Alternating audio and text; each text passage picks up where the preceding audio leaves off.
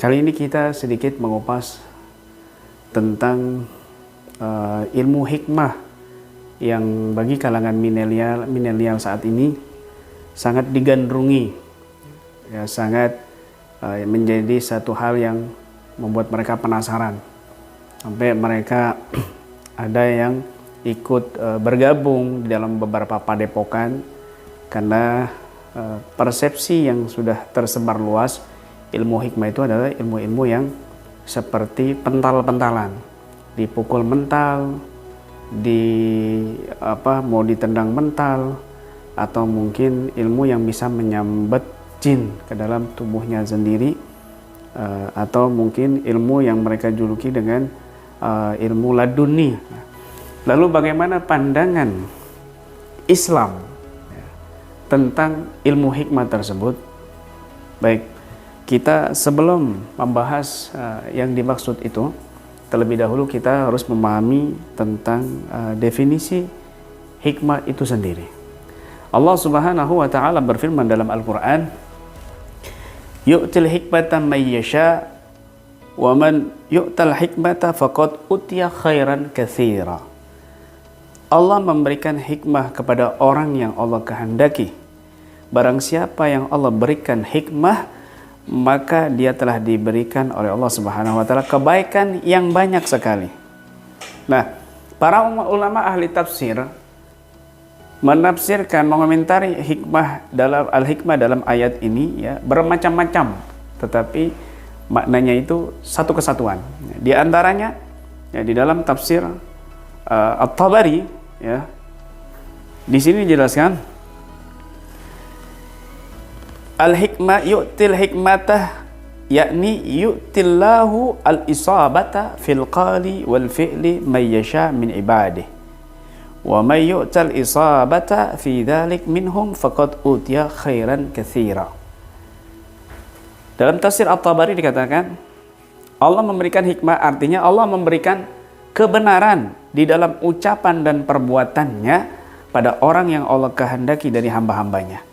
Dan barang siapa yang Allah anugerahkan kebenaran pada ucapan dan perbuatannya, maka sungguh Allah telah berikan kebaikan yang banyak untuk orang tersebut.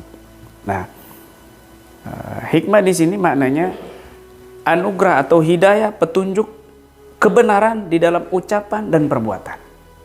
Ini kembali lagi kepada ilmu tasawuf, kembali lagi kepada al-thariqah. Ya.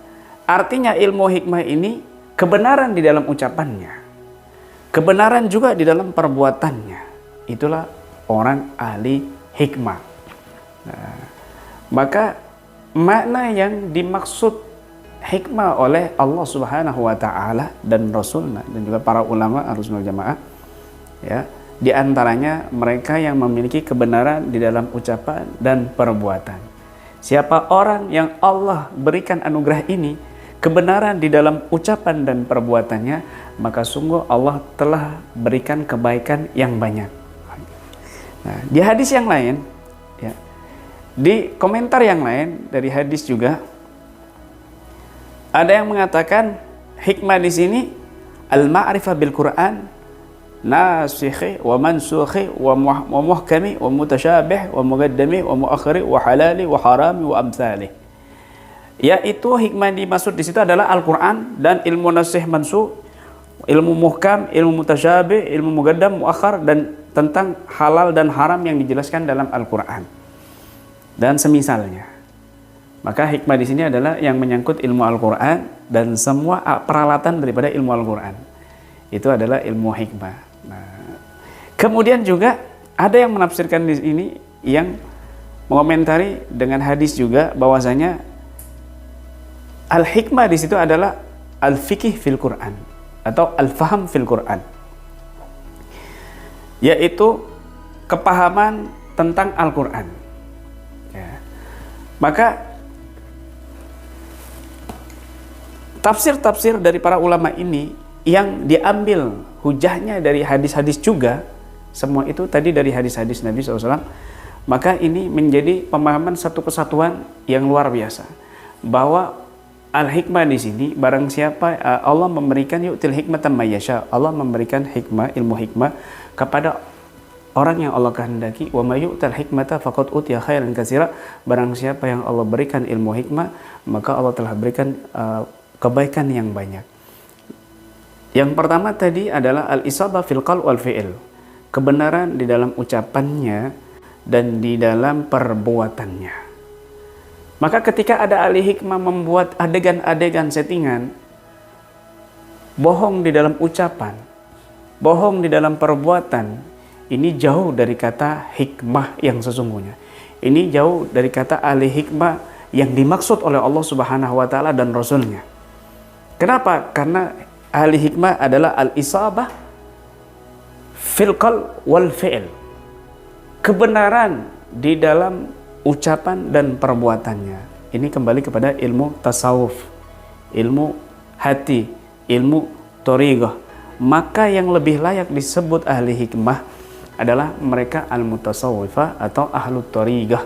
Mereka yang lebih layak disebut ahli hikmah adalah orang-orang yang sibuk di dalam memperbaiki ucapannya, di dalam memperbaiki perbuatannya, dalam langkah-langkah jalur-jalur kebaikan yang sudah ditetapkan oleh syariat Islam melalui guru-guru yang tersambung sampai kepada guru-guru kita yang soleh atau sampai kepada para mursyid-mursyid. Maka pada hakikatnya orang ahli thariqah, pada hakikatnya ahli tasawuf, mereka lah yang sebenarnya layak disebut ahlul hikmah.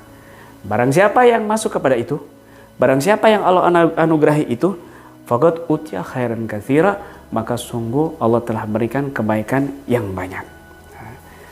Dan kemudian juga tadi ada pemahaman tafsir hikmah di situ, al-faham fil Quran, memahami di dalam Al-Quran. Paham tentang ilmu Al-Quran, paham tentang ilmu alat-alat Al-Quran, paham tentang manfaatnya Al-Quran, paham tentang barokahnya Al-Quran. Sering kami singgung bahwa Al-Quran ini bisa menjadi obat zahir dan batin untuk akidah kita, akhlak kita, bahkan fisik kita dan jasad kita. Wa nunazzil minal Quran ma huwa syifaa'un wa rahmatun lil mu'minin. Hikmah, sebagian ahli tafsir mengatakan di sini adalah mereka yang memiliki kepemahaman di dalam Al-Quran. Nah, orang-orang yang bersinggungan, yang menentang daripada pemahaman-pemahaman Al-Quran, ajaran-ajaran Al-Quran, syariat-syariat Al-Quran yang dijelaskan dalam Al-Quran, maka mereka ini di luar daripada ahli hikmah. Tetapi mereka yang mengutamakan Al-Quran, yang berpegang teguh dengan Al-Quran, yang menjadikan Al-Quran sebagai obat utama untuk penyakit kita, baik zahir dan batin, betul-betul memahami Al-Quran dengan benar, maka merekalah yang layak disebut dengan ahlul hikmah. Maka dari pemahaman ini, tafsir ini, kita bisa pahami bahwasanya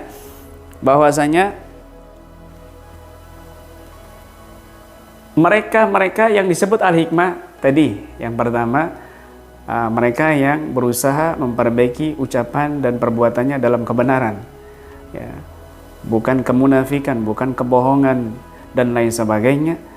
Dan ini adalah bisa juga dikatakan dari orang-orang ahli tasawuf, ahli thariqah. Orang-orang ahli tasawuf dan ahli thariqah, mereka layak disebut ahlu hikmah. Dan juga mereka yang berkecimpung dalam Al-Quran, seperti para pengajar Al-Quran, hafidh Quran, dan juga para peruqyah, mereka juga bisa dan layak disebut ahlul hikmah. Maka makna hikmah yang disesatkan, makna hikmah yang dimaknai di luar makna yang sesungguhnya, yang viral, yang digandrungi kaum milenial saat ini, bukanlah makna yang dimaksud dalam Al-Quran, yang dimaksud oleh Allah dan Rasulnya. Jadi seperti ilmu laduni, ilmu karomah-karomahan, atau dipukul mental dan lain sebagainya, ini makna persepsi yang sudah jauh dari makna yang sesungguhnya. Nah, dari sini kita bisa paham, ya, siapa yang layak yang disebut ahlul hikmah sesungguhnya dalam Al-Quran, dan siapa mereka yang beruntung, faqad utiya khairan katsira, telah Allah berikan kebaikan yang banyak. Kita di sini dengan akal yang sehat dan pemahaman Al-Quran dari Allah Subhanahu wa Ta'ala dan Rasulnya dan para guru-guru kita yang soleh, para ulama Ahlus Sunnah wal Jamaah yang sudah menjelaskan dalam kitab-kitab tafsirnya, kita bisa bersikap secara bijak untuk menentukan dan memberikan pencerahan kepada umat bahwa hikmah yang sesungguhnya bukanlah hikmah-hikmah yang masyhur di kalangan kita saat ini, tetapi kita harus bisa memberikan penjelasan, pencerahan kepada umat bahwa ahlul hikmah mereka adalah yang berusaha, yang Allah anugerahi kebenaran dalam ucapan, dalam perbuatannya, dan mereka yang berusaha mengutamakan Al-Quran, memahami Al-Quran dengan baik, mengamalkannya dan menerapkannya dalam kehidupan sehari-hari. Inilah makna hikmah atau ilmu hikmah yang sesungguhnya. Demikian, mudah-mudahan bermanfaat untuk kita semuanya. Amin ya rabbal alamin.